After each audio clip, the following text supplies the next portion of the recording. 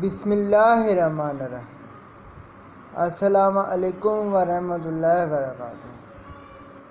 دوستوں، ہم حاضر ہیں اپنی نئی ویڈیو کے ساتھ، اور آج ہم بات کریں گے نہایت ہی خوبصورت واقعے کے بارے میں کہ ایک بادشاہ کا بیٹا کیسے بنا مزدور۔ دوستوں، مولانا ابن جوزی رحمۃ اللہ علیہ فرماتے ہیں کہ مجھے ایک دفعہ کسی کام کے لیے گھر میں مزدور کی ضرورت تھی، تو بغداد کی گلیوں میں مزدور بیٹھے رہتے تھے۔ تو میں ایک دن بازار میں گیا، میں نے دیکھا کہ کافی مزدور بیٹھے ہوئے ہیں۔ ایک لاغر سا، کمزور سا نوجوان ہے جو اپنے کام میں مصروف ہے اور کسی کی طرف نہ توجہ لگا کے اپنے کام کی طرف دھیان دے رہا ہے۔ میرے قدرتی دل مائل ہوا۔ مولانا ابن جوزی فرماتے ہیں کہ میں نے اسے پوچھا کہ اے نوجوان، تم میرے یہاں کام کرو گے؟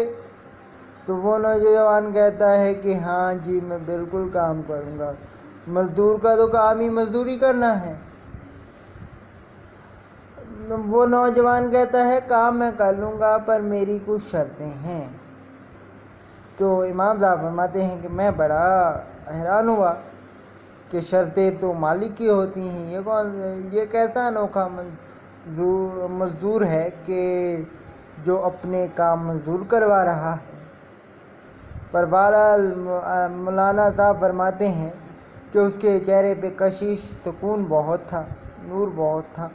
تو میں نے اسے کہا کہ ٹھیک ہے، تم اپنی شرطیں بیان کرو، پھر ہم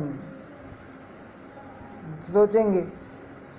مولانا صاحب سے اس نے پہلی شرط یہ رکھی کہ میں جیسے ہی اذان ہوگی، میں اپنا کام جدھر سے میں نے کر آؤں گا ادھر ہی چھوڑ کے نماز کی طرف چلا جاؤں گا، میں کسی کی نہیں سنوں گا سوائے اپنے اللہ تعالیٰ کے۔ مولانا صاحب نے کہا کہ یہ تو بڑی پیاری شرط ہے، باقی بھی چلو اس طرح کی رکھ لو۔ مولانا صاحب کہتے ہیں کہ میرے دل میں تجسس پیدا ہوا کہ اس کی باقی کی شرطیں جہاں نوجوان اللہ والا، اللہ کا فقیر لگتا ہے، درویش لگتا ہے، دوسری شرط اس نوجوان کی آئی، کمال ہو گیا کہ نوجوان کہتا ہے کہ باقی مزدور 4 مزدوری لیتے ہیں، میں 3 مزدوری لوں گا، 3 دینار مزدوری لوں گا۔ تو مولانا صاحب کہتے ہیں میں بڑا خوش ہوا۔ تو باقی کیا ہے، تیسری شرط یہ ہے میں کام زیادہ کروں گا، پر آپ مجھ سے سوال کوئی نہیں کریں گے، آپ کا سارا کام پورا ہو جائے گا۔ تو مولانا صاحب کہتے ہیں ہم معاہدہ طے پا گیا، ہم گھر آ گئے، اس نے کام شروع کیا۔ ظہر کے وقت کام ہوتا رہا، ظہر کے وقت تک۔ پھر وہ جیسے اذان کی آواز آئی اللہ اکبر، وہ مٹی نکال کے کام جاری رکھے ہوئے تھا کہ اس نے مٹی کو ہاتھ جھاڑے، مٹی کو چھوڑا کہ امام صاحب کا بیٹا کہتا ہے کہ تم نماز کے لیے چلے جانا، پر یہ مٹی کو تم سائیڈ پہ ہٹاتے جاؤ۔ تو وہ کہتا ہے کہ نہیں، آپ کے والد صاحب سے معاہدہ طے پا چکا ہے، میں ابھی اپنے صرف رب کا حکم بجا لاؤں گا، میں نماز ادا کروں گا۔ امام صاحب کہتے ہیں قسم ہے مجھے اللہ تعالیٰ کی عزت کی کہ اس نے جو مزدور 4 دنوں میں کام ختم کرتے اس نے ایک ہی دن میں ختم کر دیا، برکت اس کے ہاتھ میں بہت تھی۔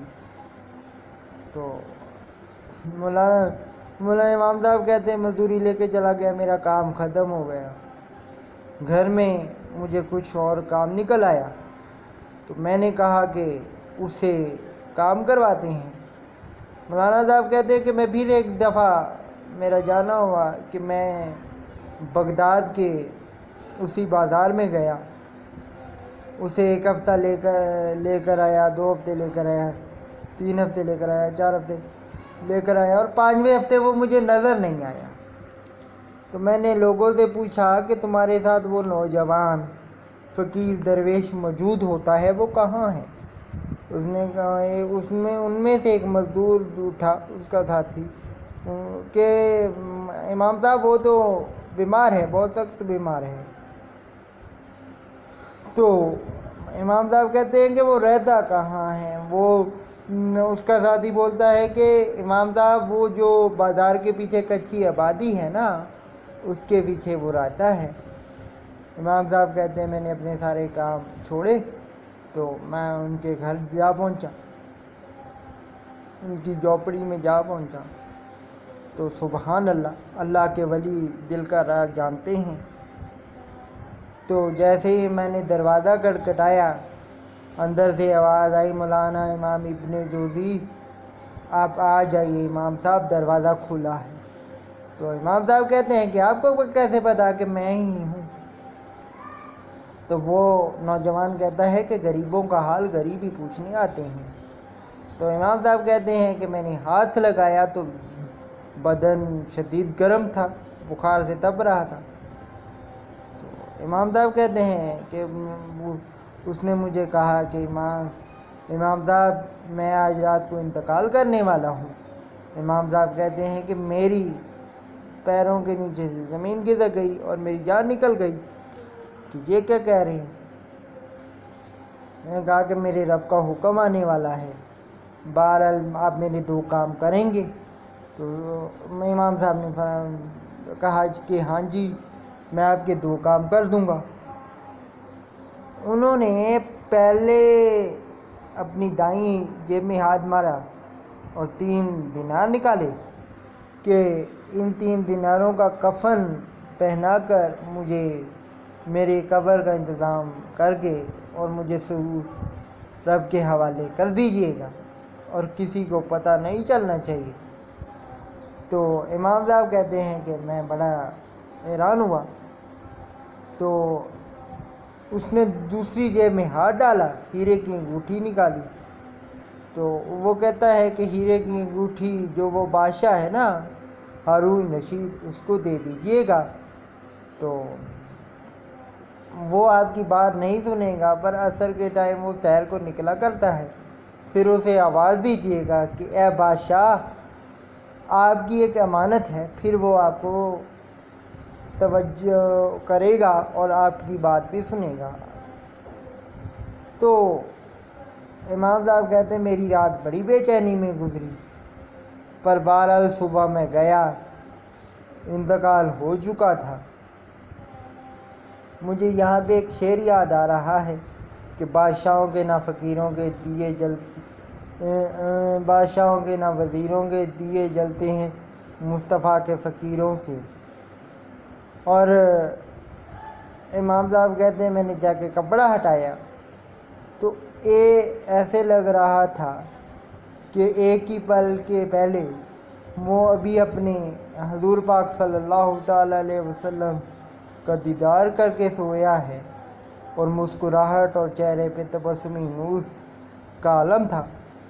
امام صاحب فرماتے ہیں کہ میں نے کفن دفن سے فارغ ہو کے میں نے سپرد خاک کرنے کے لیے جنازہ تیار ہوا، پتہ نہیں بھیڑ کہاں سے آ گئی، اللہ کے ولی کا جنازہ، اللہ اللہ۔ بہرحال انگوٹھی دینے پہنچے عصر کے بعد، بادشاہ ہارون رشید کو آواز دی کہ اے بادشاہ آپ کی امانت ہے میرے پاس۔ تو بادشاہ نے میری آواز کی طرف توجہ نہ کی۔ جیسے ہی یہ سنا کہ پھر میں نے دوبارہ کہا کہ بادشاہ آپ کی بہت قیمتی چیز ہے، تو بادشاہ نے پھر مجھے سائڈ پہ لے جا کر کہا کہ کیا ہے؟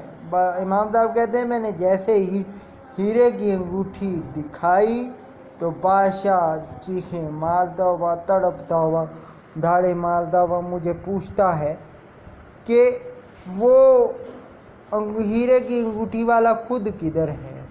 امام صاحب کہتے ہیں میں نے فرمایا کہ اس کا تو انتقال ہو گیا۔ تو امام صاحب کہتے ہیں میں نے فرمایا کہ اس کا انتقال ہو گیا